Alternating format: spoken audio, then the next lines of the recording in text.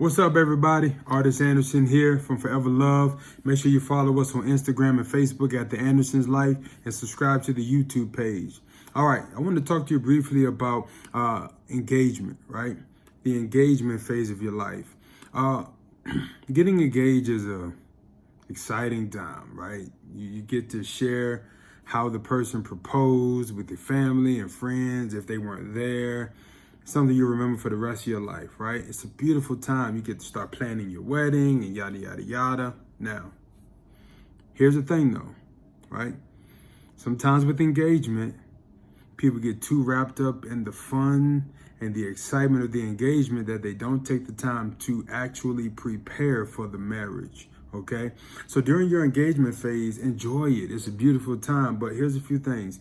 Make sure you're ready to actually get married. Okay, don't be afraid to have a longer engagement than normal. Also, don't be afraid to have a shorter engagement phase than normal. The goal is to make sure you're doing what's best for you two. Okay, doing what's best for the two of you. That's the goal and that's the key. And in that, you got to make sure you are doing your due diligence. You're communicating, right?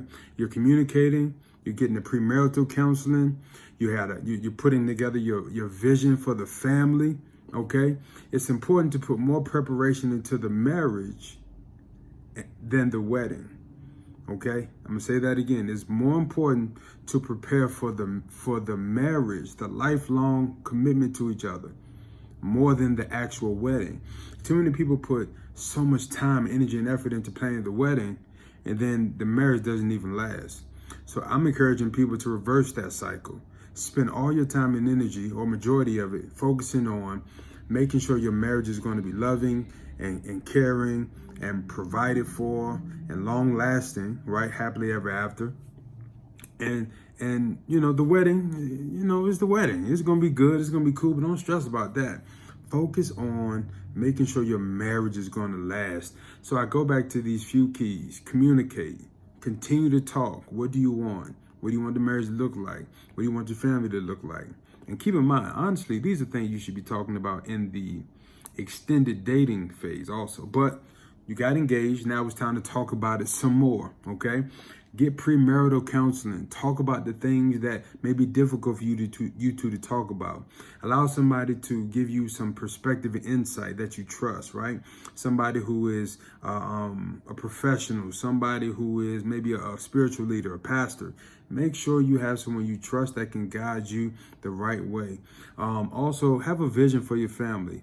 Write the vision, make it plain. Don't go into a marriage without a vision for your family, a plan for your family, where you're going to live, how many kids you want to have, these types of things. So make sure your engagement phase is done the right way and the proper way, so that your marriage will be so your marriage will be loving, so that you will enjoy it, got a little tongue tied, and that you will live a life with the partner that you chose and be happily ever after. There will be good times, there will be some down times, but more importantly, if you prepare the right way and be diligent in your preparation, your marriage will be beautiful, right? And make sure nobody tears your marriage down. Never let anybody come between you and the one you chose to spend your life with, right? That was your choice, okay? And never let anybody try to tear it down. It's okay to take wisdom and advice, but don't let anybody sabotage it, okay? Do your due diligence.